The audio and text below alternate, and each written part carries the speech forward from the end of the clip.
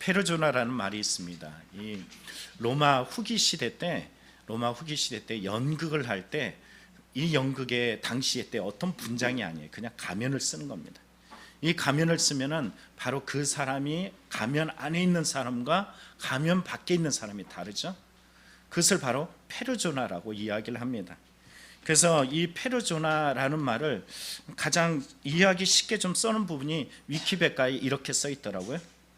가면을 뜻하는 그리스어로 개인이 사회적 요구들에 대한 반응으로서 밖으로 표출하는 공적 얼굴이다. 특히 실제 성격과는 다르지만 다른 사람들의 눈에 비치는 한 개인의 모습을 의미한다. 그러니까는 가면 안의 모습과 가면 밖의 모습이 다르다라는 것이. 근데 이 가면을 잘 쓰는 사람이 로마 후기에 연극했을 때만 나타나지는 않습니다. 오늘날 이 시대를 살아가면서 수많은 사람들이 삶의 상황과 또 살아가면서 끊임없이 이 가면들을 씁니다. 엄청 친절해 보이기도 하고요, 엄청 좋아 보이기도 하고, 엄청 아무 문제 없어 보이기도 하고, 그래서 밝아 보이기까지 합니다. 그러나 실상 그 가면 안에는 다른 모습을 하고 있을 수 있다는 것입니다. 왜 사람들이 가면을 쓰는 것일까요? 여러분, 유명한 소통 전문가인 김창옥 씨를 잘 알고 있습니다. 이 김창옥 씨는 자기 아버지는 잘 듣지 못하는 장애를 가지고 있어요. 얼마나 심각한지 요 근래에 장애 등급을 받았는데 3급을 받았대요. 상급을 받으면 적지 않은 어떤 혜택이 있다는 것입니다. 그런데 그 엄마는, 그 가족은 아버지의 이 상급 받는 것을 원치 않아서 얼마 전에 받았다는 거예요. 왜 이렇게 감추고 싶었을까요? 그만큼 아프고 힘들었다는 것입니다. 근데 이 김창옥 씨는 또 자라가면서 그의 삶 속에 엄청난 고난과 어려움이 많았다는 거예요. 친구가 집에 들어오면 아버지 안녕하세요 라고 이야기할 때 아버지는 전혀 듣지 못하게 본체 만체 하듯 전혀 관심이 없는 것처럼 행동을 합니다. 아버지 안녕하세요, 안녕하세요 그래도 쳐다보질 않아요. 그러다 옆에 있던 이 어머님이 봐봐! 라고 큰 소리 치면 그때서 왔냐! 라고 큰 소리를 친다는 거예요. 왜 큰 소리를 칠까요? 안 들리니까. 이것이 그에게 상처가 되었음에도 불구하고 야 그렇구나, 남들과 내가 좀가 다르네, 우리 아버지는 남들의 아버지와 다르네, 이것을 깨닫고 힘들어하는 시기를 겪었다는 거예요. 그런데 여기뿐만이 아닙니다. 친구들로부터 금품을 강탈당하는 이런 일들이 있었다는 것이. 가정의 약함도 힘들어 죽겠는데 자기의 삶 속에서 친구들이 그가 가지고 있는 돈을 뺏어가는 이런 일들을 겪을 때 그의 마음이 무너지더라는 거예요. 근데 많은 사람들 앞에서 그의 얼굴은 어떤 모습이었을까요? 야 괜찮아, 살아가다 보면 다 그럴 수 있지. 그가 했던 말들 중에 정말로 딱 깨는 말이 있었어요. 야 6.25 때도 다 살아냈는데, 이런 말을 했다는 거예요. 그러나 그 밝은 얼굴, 그 행복한 얼굴, 멀쩡한 얼굴 같지만 전혀 그러지 않아요. 결국은 무너지게 되어 있습니다. 대학을 떨어지고 나서 어머니가 던져줬던 말, 우리 집에는 왜 이렇게 다 하나같이 이 모양이야 라는 말 한마디에 무너져서 나는 세상에 쓸모가 없나 보다, 살아갈 의미가 없나 보다, 나를 원하는 사람은 아무도 없나 봐. 그리고서는 자살을 시도하려고 바닷가에 갔었다라는 것입니다. 여러분, 아버지의 약함, 돈을 빼앗기는 절망적인 상황에서 그가 웃음으로 더 밝게, 더 미소를 지으면서 더 자기의 생각 겉으로 드러나는 이것을 과하게 표현했던 그 기쁨의 모습, 이것을 페르조나 가면이다라고 이야기합니다. 김창옥 씨는 말해요. 이것을 다른 말로 자기 언어인지 모르겠어요. 메이크업이라고 표현해요. 여자들이 화장을 하듯이 이것을 자기의 얼굴들을 아름답게 꾸미는 것을 메이크업이라고 표현합니다. 여러분, 왜 우리에게 이런 쓴뿌리들이 나타나는 걸까요? 다름 아니라 고난의 연속이에요. 남에게 보여주고 싶지 않아요. 누군가가 나의 이런 모습을 볼 때 별것 아닌 것 같아 보이지만 나에게는 엄청난 고난이지만 결국은 이런 쓴뿌리에 연속되어지는 순간은 고난의 긴 시간을 겪어왔던 지난 과거의 삶들 때문이라는 것입니다. 오늘 성경의 히브리서에 보면 유대교에서 그리스도교로 개종했던 히브리 성도들이 잘 나옵니다. 이들이 이전에 이 신앙을 가졌을 때 결코 쉽지 않았어요. 어렵고 힘들었습니다. 성경을 보면 이들이 그리스도교로 개종한다는 것이 얼마나 힘들었는지 보여주는 대목이 나옵니다. 고난의 큰 싸움을 싸워야 됐고, 비방과 환난을 받아야 됐고, 사람들에게 구경거리가 되어야 됐고, 일들로 말미암아 심지어는 갇히기까지 했어요. 그런데 처음에는 이런 신앙들이 길어질 때 괜찮은 줄 알았어요. 왜? 나에게는 믿음이 있잖아, 괜찮잖아 라고 이야기했지만, 긴 시간이 흘러가다 보니까는 그의 마음속에 흔들림이 생기게 됩니다. 이 흔들림 속에 쓴뿌리가 올라오는데 결국은 신앙도 뒷걸음치게 되어졌어요. 히브리서 10장 38절에 말하죠. 뒤로 물러갔다라고 이야기해요. 멸망할 자의 길을 걸었다라고 이야기합니다. 다시 말하면 이것은 나의 의인은 믿음으로 말미암아 살리라라고 이야기했지만, 믿음조차도 흔들리는 이런 과정을 겪게 되었다라는 것입니다. 쓴뿌리라는 것을 잃어버리면 어떤 결과가 나타나요? 은혜를 잃어버리게 됩니다. 쓴뿌리가 내 안에서 쏙쏙 올라오는 그 과정 속에 보면은 은혜가 상실되어져요. 그래서 히브리서 12장에 말하죠. 너희는 하나님의 은혜에 이르지 못하는 자가 없도록 하고, 여러분 이 원어를 보면은 표준 세번역에 이렇게 번역해요.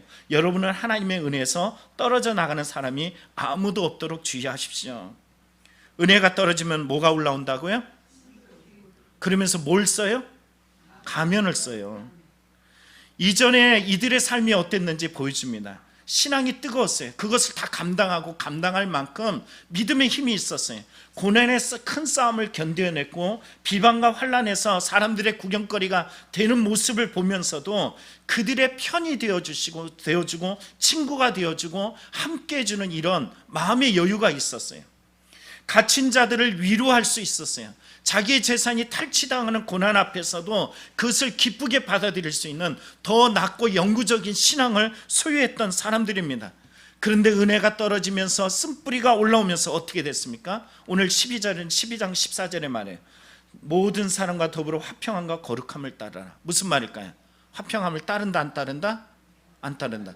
거룩함을 따른다 안 따른다? 안 따른다는 것이. 도리어 이들은 화평함을 따라야 될 처지가 되었고, 소유를 빼앗기면서 기뻐했던 그 기쁨의 모습이 다 사라지고 많은 사람들에게 걸림이 되고 힘겨움이 되고 지침에 대한 이유가 되었어요. 처음엔 신앙으로 좀 이겨나가는 것 같아요. 난 신앙이 있어, 믿음이 있어. 그러나 그 안에서 점점점 과거의 아픔들이 점점점 올라와요.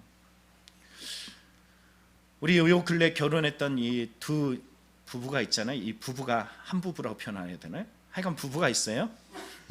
이 부부가 있는데 어떤 설교 가운데 가장 들었던 것이 이 모국어라는 단어에 대해서 아주 마음이 탁 박혀 있더라고요. 모국어라는 말이 어떤 의미냐면은 엄마로부터 아빠로부터 어린 아이 때 상처받으며 기나긴 세월을 살아왔던 그 언어들, 행동 습관들을 표현합니다. 결혼하고서 처음에는 서로를 사랑하면서 자기의 가면을 쓰고서 가려요. 괜찮은 말을 하고 괜찮은 행동을 하고, 그리고 사랑스럽고 좋은 모습만 보여줍니다. 그러나 시간이 흐르면서 어떤 일들이 나타나냐면은 엄마의 언어, 아버지의 언어가 그의 삶에 그대로 나타나는 거예요. 여러분 이런 말 들어봤어요? 우리 엄마 되게 마음에 안 들어. 우리 아빠 이런 부분 되게 마음에 안 들어. 경험 있어요, 없어요? 말 안 하는 분이 더 위험해. 말 안 하는 부분이 더 위험해. 있어요, 없어요? 그런데 그런 사람에게 너 엄마 닮았어, 너 아빠 닮았어, 그러면 기분이 상당히 좋아요? 상당히 나빠요. 왜 이런 모습이 나타날까요? 이게 내 안에 있는 어떤 쓴뿌리예요. 내가 정말 사람이 보니까는 정말 사랑해서 닮기도 하지만요, 너무너무 싫어해도 닮더라고요. 이게 쓴뿌리가 내 안에서 깊은 곳에서 나옵니다. 유대인들이 지난 세월에 오랜 신앙 동안에 잘 지켜나갔던 그 신앙 속에서 예수 그리스도가 진정한 나의 구원자시야, 그 기다리던 주님이 오셔서 그리고 그 믿음을 소유하게 됐고, 그 영구적이고 영원한 신앙을 소유하면서 기쁨이 그 안에 있었어요. 큰 싸움도 이겨나가고, 어떤 어려운 문제가 있어도 친구가 되어지고 위로가 되어지고 함께 해주고, 빼앗겨도 그 안에 기쁨이 있었던, 이런 믿음이 있었던 사람들입니다. 근데 이 믿음이 어떻게 생겼어요? 예수 그리스도를 만났단 말이에요. 그런데 이들이 괴로움과 고통이 연속되어져 계속 길어지다 보니까 주님이 언제쯤 오셔 그런데 안 오셔. 그러다 보니까 이들이 옛신앙으로 돌아가게 되었어요. 옛신앙으로 돌아갔던 이들은 어떤 상황들로 접어들었냐면 성숙했을까요? 아니면 미성숙함으로 추락했을까요? 미성숙해지죠. 그래서 성경은 이렇게 말합니다. 때가 오래되었으면 너희가 마땅히 선생이 되었을 할 터인데 너희가 다시 하나님의 말씀에 초보에 대하여 누구에게서 가르침을 받아야 할 처지니 단단한 음식은 못 먹고 젖이나 먹어야 할 자가 되었도다. 이 젖을 먹는 자마다 어린아이니 의의 말씀을 경험하지 못한 자요. 여러분, 제가 설교할 때 막 찔림이 되고 목사님이 나를 공격해 이런 말들 하는 사람 종종 보죠. 그리고 막 시험에 들고 힘들어하죠. 이제 말씀드린데요, 그 안에 쓴뿌리가 많아서 그래요. 다른 사람은 멀쩡해, 다른 사람은 은혜 받았어라고 이야기할 때 이 사람 혼자만 아파하고 힘들어하고 괴로워하고 왜 목사님 맨날 나만 공격해? 이런 마음을 가진 사람은 그 고난의 연속이 계속돼요. 예수 그리스도를 만난 것 같은데 실제적 만남이 없어요. 만난 것 같은 것 뿐이라는 사실입니다. 이런 사람들의 특징을 보면 교회를 오래 다녔다는 거예요. 여러분, 교회를 오래 다닌 사람이 교회 문제를 발생시켜요. 초신자가 와서 교회를 발칵 뒤집어 놨대. 그런 말 봤어요? 있어요. 신천지가 들어오면. 그런데 그 외에는요, 진짜 교회에 오랫동안 다녔던 사람들이 교회 문제 중심에 서 있습니다. 하나님을 안다고 생각해요. 자기는 잘 믿는다라고 생각하고 나는 문제가 없어, 난 예수 그리스도 잘 믿어, 이런 생각을 가지고 있습니다. 교인에서 이제는 그리스도인으로 성숙해야 되는데 전혀 성숙하지 않고 여전히 교인으로 머물러 있습니다. 교회에 왔다 갔다 하는 사람이지 예수님의 제자인 마르테스가 되어진 사람들이 없다라는 것이, 여전히 자기가 만든 신, 자기의 경험, 자기 자신의 지식만이 옳다라고 생각하는 사람들로 똘똘 뭉쳐져 있길래 누군가가 조금만 찌르면 무너질까 두려운 거예요. 그러니까 날카롭게 자기 보호 본능으로 움직이는 겁니다. 예수님의 십자가를 못 박은 사람들이 누굴까요? 자기 전통에 빠져있던 사람들입니다. 여러분, 자기를 내려놓을 줄 알아야 돼요. 구약의 제사가 있었던 것은 오실 예수님을 더 간절히 기다리라는 것이에요. 신약에 오셨고 이제 오실 메시아를 기다리는 마라나타의 신앙은 지금 이 순간도 인내하며 그분만 바라보며 살아갈 것을 우리에게 요구하고 있습니다. 근데 이 쓴뿌리가 내 안에 있을 때 하나님과의 나 사이를 차단할 뿐만 아니라 주님이 하시는 일을 방해하는 사람이 됩니다. 교회에 오래 다닌 사람들의 특징들이 있어요. 목에 힘이 가 있어요. 잘 보세요. 이렇게 살이 감춰져 있을 수 있어요. 이거 쫙 펴가지고 한번 보시면은 거기에 막 힘이 아주 단단하게 굳어 있을 수가 있습니다. 또 하나는 목소리가 크다는 거예요. 잘 보세요. 목소리가 커져요. 내 목소리가 막 커질 때 아이고, 금방 빨리 깨달아야 돼요. 내가 이거 심각한 어떤 쓴뿌리가 숨어 있구나. 조심해야 돼요. 그리고 자기 코드에 맞는 사람에게는 아주 친절 모드로 움직입니다. 그러나 조금만 맞지 않으면 금세 원수를 대하듯이 행동을 해요. 이게 바로 어릴 적에서부터 쭉 내려오는 어떤 쓴뿌리가 숨어 있는 사람들, 교회에 다니긴 하지만 그리스도인으로 온전히 성찰되어지고 고백되어지고 예수 그리스도가 나의 구주시여라는 이 고백이 삶의 신앙에 깊이 뿌리내리지 못한 사람들의 특징이라는 것입니다. 근데 문제는 뭐냐면 나는 아니야. 자, 이곳에 여기에 속한 사람이 있어요, 없어요? 나는 아니야. 그게 더 무섭다고요. 내가 맞아, 내가 바로 그런 사람이야. 소망이 있는 사람입니다. 가면을 쓰고 있다는 것을 깨닫는 것은 소망이 있습니다. 마가복음 14장에 보면은 예수님께서 이런 말씀을 하셔요. 너희가 다 나를 버리리라. 그런데 여러분, 이때 베드로가 뭐라고 이야기해요? 나는 그러지 않겠습니다. 나는 안 버립니다. 그때 예수님이 다시 한번 말씀하죠. 야, 내가 진실로 내게 이르노니 오늘 밤 이 닭이 2번 울기 전에 내가 3번 나를 부인하리라. 여러분, 베드로가 어떻게 대답했을 것 같아요?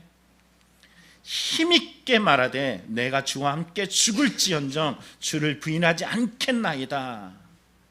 여러분, 그러나 이 시간들을 통해서 어떤 결과가 나타납니까?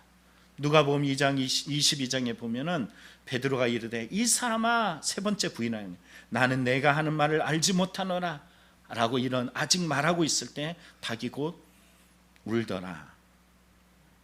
그때 누구의 시선과 마주치죠? 주께서 돌이켜 베드로를 보시니. 이전에 봤던 예수님은 자기의 진짜 신앙으로 봤던 것이 아니에요. 괜찮은 것이 아닙니다. 자기가 생각했던 자아는 잘못된 자아를 알 수 있어요. 그런데 예수님께서 이런 무너짐을 통해서 쓴뿌리가 올라오는 것을 경험함을 통해서 결국 무엇을 하고자 원하시는지 잘 보여주는 대목이 요한복음 21장에 나옵니다. 요한의 아들아, 내가 이 사람들보다 나를 사랑하느냐? 주님 그러하나이다. 내가 주님을 사랑하는 줄 주님께서 아시나이다. 요한의 아들 시몬아, 내가 나를 사랑하느냐? 주님 그러하나이다. 내가 주님을 사랑하는 줄 주님께서 아시나이다. 자, 두 번이나 대답했으면 이쯤 대답하고 나면은 제가 날 사랑하는구나 라고, 그리고 내가 주님 사랑한다라고 얘기했잖아요, 말할 수 있어요. 근데 이 쓴뿌리가 올라올 지점에 주님은 또 한 번 묻습니다. 요한의 아들 시몬아, 내가 나를 사랑하느냐? 여러분, 베드로가 어떻게 했대요? 주님, 베드로가 근심하여 이르되. 여러분, 근심하시기 바랍니다. 내가 죄가 있어서 매 맞는 것은 그건 당연한 거예요. 그러나 내 삶 속에 어떤 근심, 어려운 문제는 회개에 이르는 은혜를 우리에게 가져다 줍니다. 오늘 마지막 절 읽었던 것도 그러죠. 회개의 길을 놓치지 말라라는 거예요. 나에게 어떤 쓴뿌리가 올라올 때마다 야, 기회구나, 기회구나, 우리는 이것을 깨달을 수 있어야 됩니다. 왜 하나님이 나에게 이런 쓴뿌리가 올라오도록 하시냐면은 주님의 사랑, 주님만 기대하고 주님만 바라며 주님 없이는 살 수 없다는 것을 더욱더 바라보게 하시기 위함이라는 것이에요. 그 안에서 결과는 뭐냐면 사랑이라는 것입니다. 제가 예전에 CP라고 이 병원 상담이라는 이런 수업을 들은 적이 있어요. 거기서 김모모 교수님이 있어요. 이분이 유명합니다. 이 세브란스 병원에 이 원목을 하셨던 분이에요. 그분이 자기 고백을 한 것이 있어요. 어떤 고백을 했냐면은 자기가 그 환자들, 환우들을 만나면은 기도를 해요. 막 기도를 해. 그러면 기도를 하면은 당연히 기도하면은 어떤 기도를 해? 하나님 낫게 해주시고 이렇게 기도하고 오는데, 그런데 이게 정말 진심 어린 간절한 기도가 아니라 직업의식으로 그냥 하는 거예요. 심지어는 암 환자, 곧 죽음이 임박할 수 있는 이런 상황에 놓인 사람들도 있는데 어떤 기도를 했을까요? 간절했을까요? 그냥 목사로서의 직업적으로 기도했을까요? 그런데 어느 날 이분이 암에 걸렸어. 여러분, 암 치료하는 과정이 쉬워요, 어려워요? 엄청 어렵죠. 힘들죠. 근데 그 과정을 겪으면서 이렇게 힘들구나, 이런 상처가 있구나, 이런 고통이 있구나라는 것을 깨닫게 되었어요. 그리고 나서 그분이 다시 병원으로 복귀하게 되었어요. 그 다음에 환자들을 위하여 기도하는 이 기도는 어떤 기도였을까요? 완전 다르죠. 똑같은 기도의 모습을 가지고 있지만 완전 다릅니다. 왜 그에게 이런 하나님께서 그 안에 있는 대충이라는 쓴뿌리가 올라오게 했을까요? 하나님께서 그에게 이 고통을 통하여, 이 문제를 통하여 그에 있는 그 쓴뿌리가 올라오는 이것을 깨닫게 하시고 그 다음에 기도를 통하여 생명의 기도, 고치는 기도, 은혜의 기도를 할 수 있는 바로 그러한 목회자로, 교수로 변화시켰다라는 것입니다. 저에게도 여러 아픔과 약함이 있어요. 특별히 어떤 연약함이 있는 부분에서 특별하게 더 마음이 가서 간절하게 기도하게 되고 눈물로 기도하게 되고, 그런 사람들은 더 깊이 보여지게 돼요. 왜 그러냐면 나에게도 그런 연약함과 쓴뿌리가 있기 때문이라는 것입니다. 우리에게 하나님께서 왜 쓴뿌리를 주시느냐, 왜 고통을 주시느냐라고 이야기할 때 우리가 깊이 생각할 거, 그때 가면을 쓰는 것이 아니에요. 가면을 벗어 던져버리고 하나님을 향해 달려 나아가야 됩니다. 그러나 우리가 지금 괜찮은 줄 알아요. 문제 없는 줄 알아요. 그런 사람들이 성경에도 나옵니다. 누가복음 18장에 보면요, 바리새인들입니다. 이렇게 말해요. 바리새인들이 말해요. 서서 따로 기도하여 이르되 하나님이여, 나는 다른 사람들 곧 토세 불의 간음을 하는 자들과 같지 아니하고 이 세리와 같지 아니함을 감사하나이다. 나는 일에 2번 금식하고 또 소득의 11조를 드리나이다 그는 괜찮은 신앙인인 줄 알았어요. 전혀 문제없는 신앙인인 줄 알았어요. 그가 조롱했던 세리는 어떤 믿음으로 나아갔느냐 하면은, 세리는 멀리 서서 감히 눈을 들어 하늘을 쳐다보지 못하고 가슴을 치면서 하나님이여 불쌍히 여기소서 나는 죄인입니다 라고 간절히 기도하며 주님 앞에 매달렸어요. 그런데 이것을 예수님께서 왜 말씀하셨는지 성경의 18장 9절에 이렇게 말합니다. 또 자기를 의롭다고 믿고 다른 사람을 멸시하는 자들에게 이렇게 말하고 있어요. 여러분, 이 말씀, 바리새인 세리, 잘났다라고 말하는 바리새인, 나는 죄투성입니다라고 이야기하는 세리, 이 이야기를 왜 꺼냈다고요? 누군가가 나는 괜찮아, 난 쓴뿌리가 없어, 난 문제 없어, 난 잘하고 있어, 이렇게 생각하는 사람이 있었기 때문이라는 것입니다. 이 일들을 통해서 하고자 하시는 말은 뭡니까? 이거예요. 내가 너에게 이르노니 이에 저 바리새인이 아니고 이 사람이 의롭다 하심을 받고 그의 집으로 내려갔느니라. 무릇 자기를 높이는 자는 낮아지고 자기를 낮추는 자는 높아지리라. 주님이 원하셨던 것은 너 잘났어, 너 문제없어, 나 괜찮아라고 생각하는 이 사람에게 네가 바로 바리새인이 될 수 있어, 이렇게 말씀하고 계십니다. 오늘 이 말씀을 통해서 세리인 우리의 인생을 발견하길 원합니다. 근데 세리가 그냥 세리를 말하는 것이 아니에요. 수많은 세리가 있는데 어떤 세리요? 자, 여기 보면 예수님이 세리를 부정적으로 말씀하신 경우가 있어요. 만일 그들의 말을 듣지 않거든 세리와 같이 여기라. 여러분, 그들이 누굴까요? 죄를 범했는데 이 교회를 통해서 이야기를 해줘요. 너 고쳐야 돼, 너 변화해야 돼. 그런데 듣지 않으면 누구처럼 여겨라?